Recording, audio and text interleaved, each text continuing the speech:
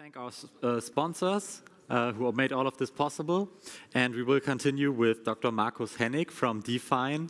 And as I said, we'll continue with the travel rule as a topic. Seems to be hot currently, right? Yes, unfortunately.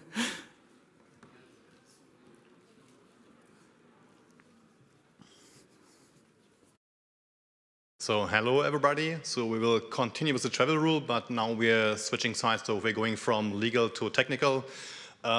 It's currently a hot topic because I'm working for different clients. I'm a consultant. I'm a senior manager with Define, and say in the recent 4 to 5 years, I helped a lot of clients to build a lot of amazing market infrastructure for in the space of crypto. Sometimes there are some frictions because, there are some kind of regulatory requirements we have to implement.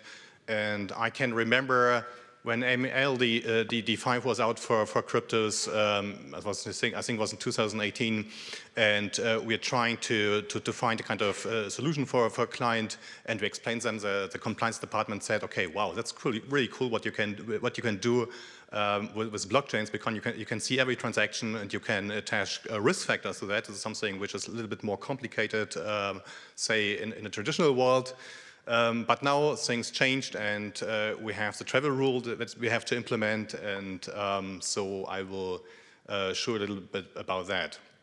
So we're going to the travel rule. We have to go a little bit, say, back to the future. We have to go to 1989, when the FATF was founded with a mission to build a standard for money laundering, or to fight money laundering and terrorist financing.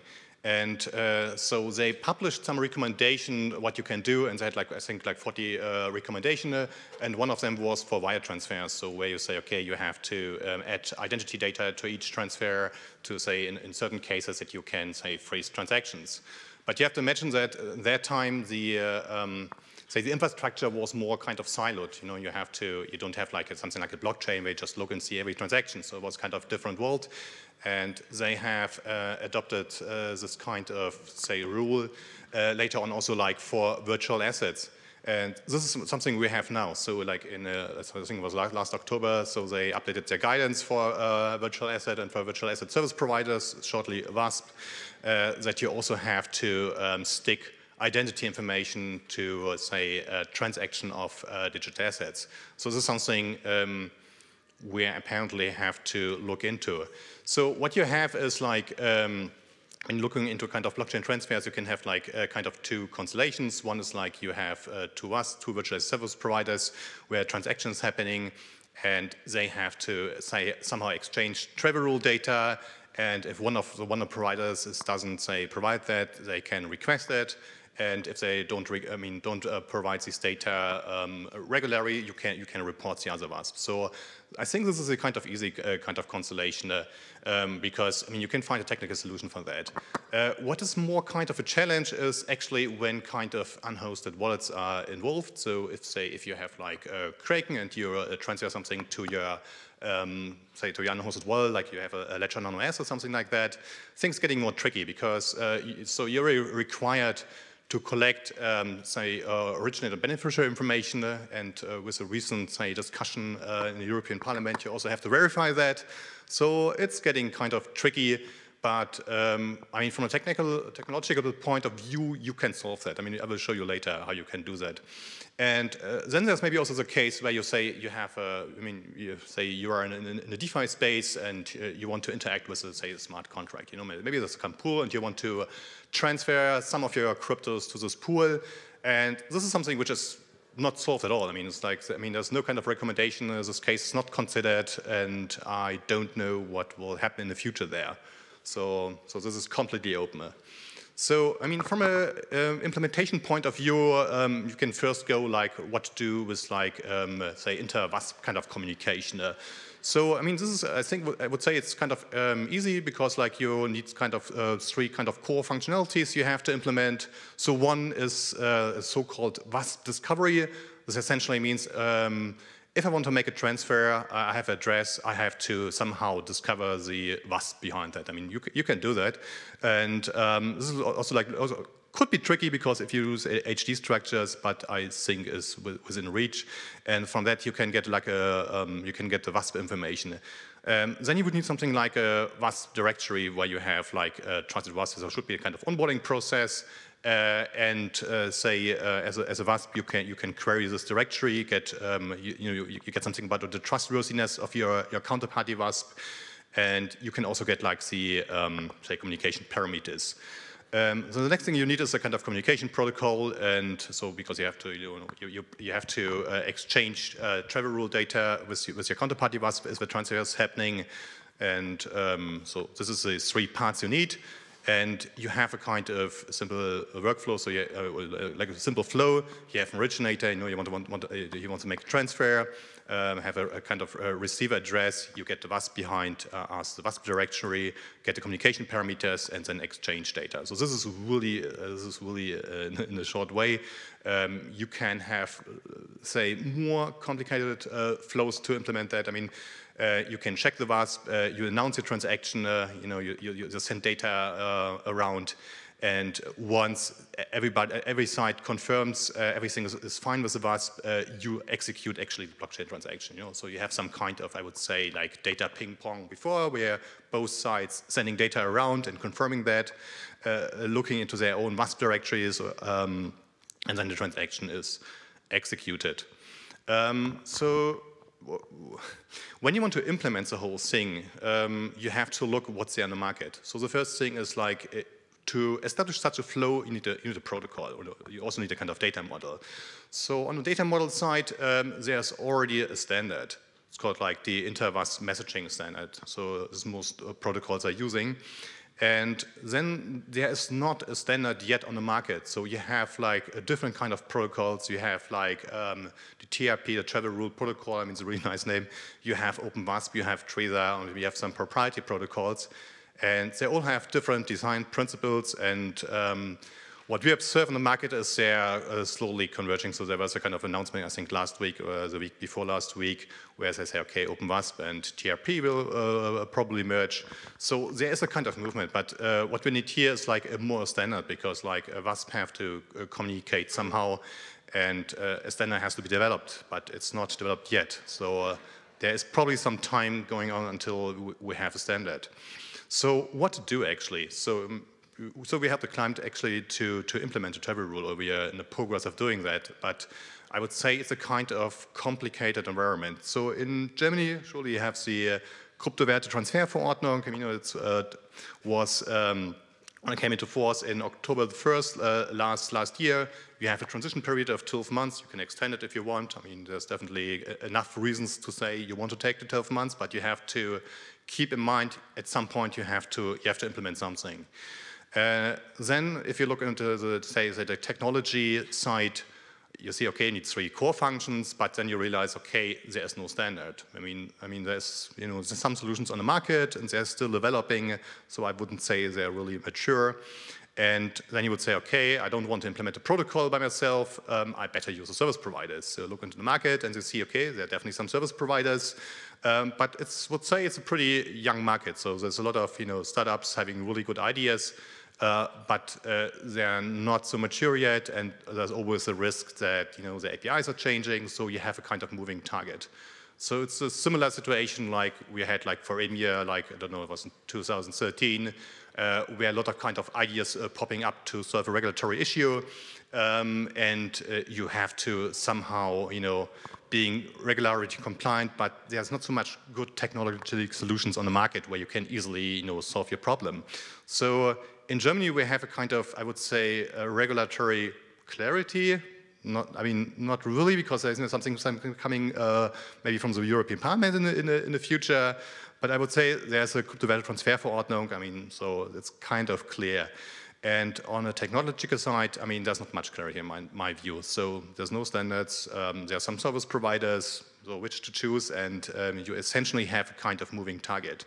So you have then maybe the option, okay, I say I wait 12 months or I wait 24 months, you know, I will find definitely kind of arguments for that. But you can also say, okay, I want to implement. This was the case we had. So you have like maybe 3 kind of solutions. So you can implement a kind of temporary solution where you say, okay, I trying to be compliant, but using some kind of, say, simple bridging technology, you know, like encrypted email, something like that. Or you say you integrate a protocol. So I mean, there's protocols developing, you just choose a simple one and trying to integrate it. And and the last option is to use a service provider. This would be probably also the one you would use in the long term, because, I mean, you don't want to do all this kind of implementation work of some protocols. So if you use a kind of temporary solution, you have, I mean, say you use email. So you're just sending this data around, use encrypted email to make sure that nobody's reading it. But then you realize, okay, there's a lot of kind of, okay, the integration effort is really low, but you probably will have a manual process. It's not scalable.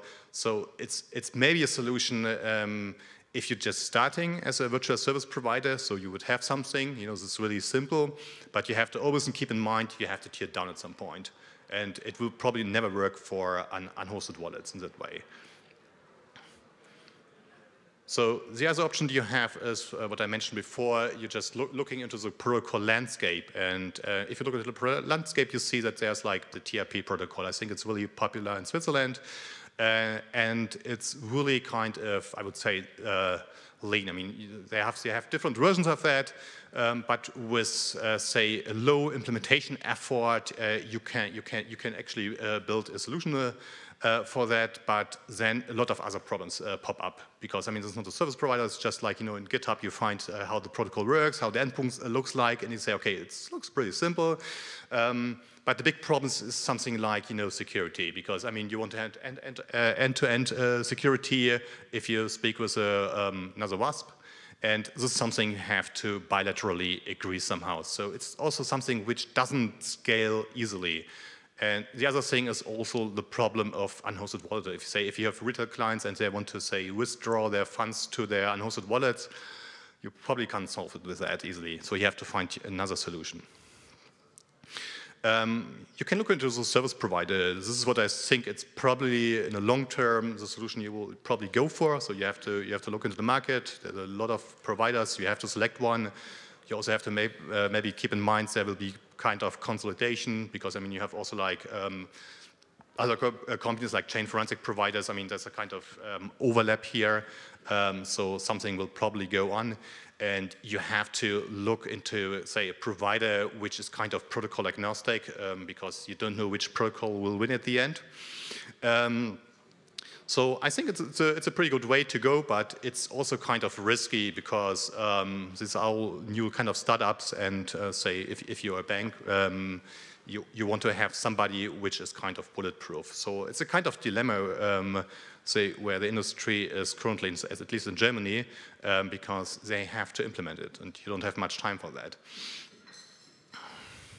So if you look into the service provider here, I've just listed a few. This is not exhaustive. This list just like you have like 24 analytics in Switzerland. You have Notabene, and they support all kind of protocols, because they are sitting in these kind of protocol groups, you know, where they're pushing these protocols.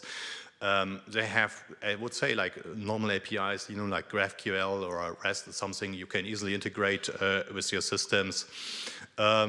Most are like software as a service providers, but if you have like, you know, problem with like, you know, data privacy, I mean, they have also like on-prem solutions, but normally you exchange data between two WASP, and they're kind of intermediary here. They wouldn't, you know, store any kind of data. But you also see that there's also, like, I think, a kind of trend that they're trying to integrate with chain forensics providers, because, as I mentioned before, there's a really strong overlap, because travel rule is something like where you attach deterministic data, like identity data, to a transaction, and chain forensic providers, they just like, they have like a certain risk score, depending on the, say, transaction behavior of the customer behind in the blockchain space. So there is a kind of probably some kind of merge here. So as I mentioned earlier, the inter-WASP communication is kind of solvable, what I've shown. You know, will probably find service providers, everything seems to be fine. I mean, there's definitely some kind of, say, friction and problems, but when it comes to unhosted wallets, the thing's getting really tricky. But there are kind of technical solutions. So I will go through, say, the easiest case with unhosted wallets. So imagine the owner of an unhosted wallet is also, say, the customer of the WASP. So it's already KYC'd, and you can build a kind of protocol. So there's like the address ownership protocol. So it's something which was accepted in Switzerland. I think was also in the FIMA guidance in 2019. I don't know, it was February 2019. And essentially it goes like that, the owner of the wallet, maybe they have a legend on OS, just get the public key and register the public key with the WASP. The WASP is then generating a kind of attestation message where, say, the name, address, and so on is somehow within the message, send it to the unhosted wallet, you sign with a private key, and you have a kind of cryptographic proof that this, say, address is controlled by your customer, so you can actually transfer that amount. But this is really kind of restricted case here, I have to say, because the owner of the wallet has also to be the, say, a customer of the WASP. And there's also other technical issues. It's like if you have HD structures, you have to think a little bit more deeper, using something like the public master key of your HD structure. So there's also solutions you can do that. And the other thing is like, it must be supported by these, say, self-custody providers. You know, like Ledger, they have to support it somehow. But from a technical point, it's possible. If you go into, like, say, the space where the unhosted wallet is just an arbitrary unhosted wallet, then it's getting tricky because, say, with a recent kind of discussion in European Parliament, or at least with this draft, where you require that you collect the information and you verify it, it's getting really hard. But there is technology you can actually do that. It's like self-sovereign identity, but it's something which is not on the market yet. What you would need is like a digital, maybe ID issued by the government, and then you can come up with a really similar protocol I have shown here, where you get like verifiable credentials from this SSI wallet, and just combine it also, like, say, with an attestation message for proof. And then you can have like verifiable KYC data or selected KYC data with the WASP. So this is probably possible. And you also can think about other solutions because, at least in Germany, they failed to build an SSI-based ID. I mean, I think that this issue with the driver's license, where they tried it. You can also think about like exchanging KYC data between WASP, but this is also, I think, questionable. I don't know how it will turn out. I mean, I personally don't think it's a good idea to go for the travel rule, but it's already there, and there's a certain likelihood that it will come into the industry, and solutions must be found at some point. And if it's not possible, I think there's a really big problem because, especially for the DeFi space, because I mean, you would go over your self-custody solution somehow, or you want to directly interact with a smart contract. And I think here the regulator probably should also sometimes look into what is technically possible and actually don't adapt something which is like, I don't know, 30 years old. Okay, that's it.